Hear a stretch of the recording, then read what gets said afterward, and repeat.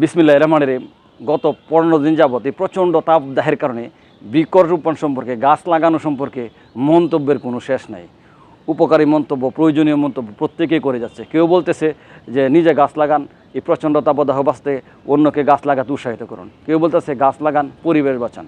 আবার কেউ বলতেছে বেশি বেশি গাছ লাগান, এসির পরিবেশ তৈরি করুন। কেউ বলতেছে বেশি করে গাছ লাগান, এসির উপর চাপ কমান, এসির উপর ভরসা কমান।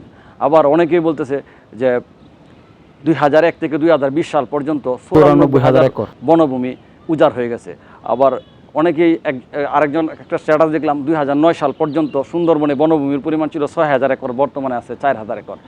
আবার অনেকেই বলতেছে গাছ লাগানোর তো এখন মৌসুম না, আর কিছুদিন পর এই তাপের মধ্যে দুপুরবেলায় গাছ লাগালে তো গাছ নষ্ট হয়ে যাবে। উপযোগী সময় জুন, জুলাই, আগস্ট মাস, এই সময় গাছ লাগাতে হবে। আবার অনেকেই বলতেছে যে এখনই উপযুক্ত সময়। মন্তব্যের কোনো শেষ নাই এবং সবগুলি বেশিরভাগই প্রয়োজনীয় কথা। আসলে গাছ লাগাতে হবে, কিন্তু এই গাছ লাগানো, বৃক্ষরোপণ সম্পর্কে পৃথিবীর যে শ্রেষ্ঠ কথা তা বলে গেছেন মানবতার মুক্তিদূত, বিশ্ব মানবতার মুক্তিদূত হযরত মুহাম্মদ সাল্লাল্লাহু আলাইহি ওয়াসাল্লাম 1400 বছর আগে বলে গেছেন যে যদি তুমি জানো যে আগামীকাল কিয়ামত হবে আর আজ তোমার হাতে একটি চারা গাছ থাকে, তবে তা রোপণ করো। অর্থাৎ কতটুকু গুরুত্ব হলে উনি এই কথা বলে গেছেন, পরিবেশের ভারসাম্য রক্ষার্থে বৃক্ষরোপণের গুরুত্ব সম্পর্কে বোঝাতে উনি বলে গেছেন।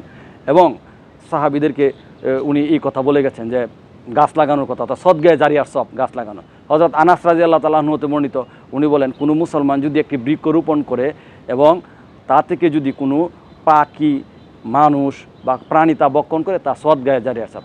পৃথিবীতে গাছ লাগানো সম্পর্কে, পরিবেশ বৃক্ষরোপণ সম্পর্কে যত কথা আছে, এর চেয়ে শ্রেষ্ঠ কথা আর কোনোটাই নেই। যদি তুমি জানো যে আগামীকাল কিয়ামত হবে আর আজ তোমার হাতে একটি চারা গাছ থাকে, তবে তা রোপণ করো। এর চেয়ে শ্রেষ্ঠ কথা কোনো নাই, এর চেয়ে গুরুত্বপূর্ণ কথা কোনো নাই পরিবেশের ভারসাম্য রক্ষায়।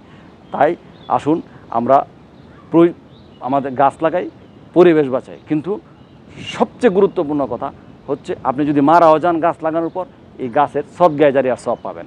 আপনি যদি এই নিয়ত করে গাছ লাগান, তাহলে সবসময় আপনি গাছ লাগাই পাবেন এবং এটার সওয়াব, এবং এর চেয়ে গুরুত্বপূর্ণ কথা আর নাই।